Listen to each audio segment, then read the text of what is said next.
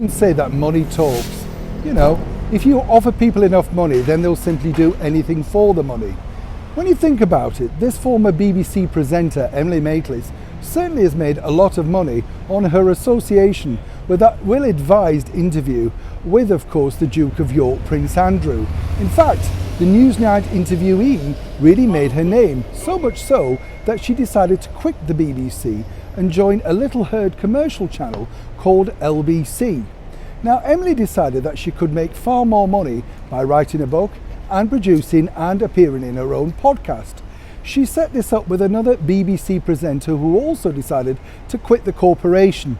No great loss with either. And once again, it's fascinating with LBC because now, seemingly, it appears to be like an old folks' home for all the old BBC people that seemingly felt they didn't have a voice after years of raking in so much money as part of the BBC.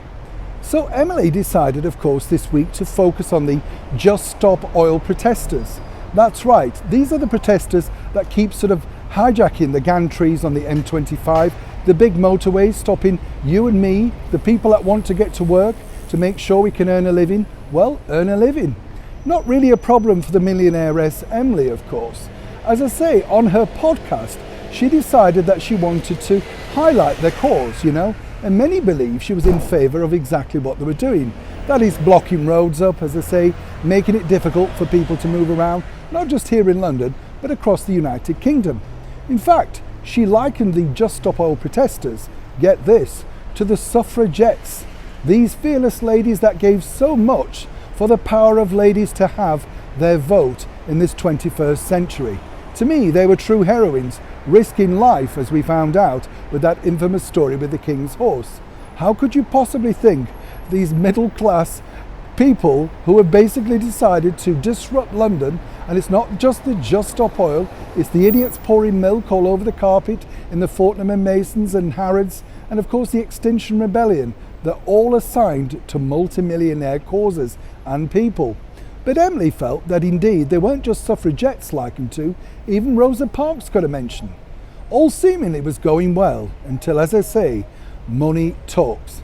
And Emily, in order to get paid those thousands of pounds that she hopes to receive for her ongoing podcast, had to read out the ad from a certain airline. And it goes like this. It's about the welcome you get. It's about the customers. It's about the people going just that extra mile. Now that extra mile, which Emily failed to mention, pumps out an average of £53 worth of CO2 into the atmosphere. The ad that Emily was very keen to read out for money was for the airline, the international brand that is Virgin Atlantic Airlines. As you can see, it's very nice, isn't it, for these people that are, as I say, multi-millionaire presenters. They're quite happy to lecture you once again about what you should be doing and how these people at Just Stop Oil are only doing their duty to save the world.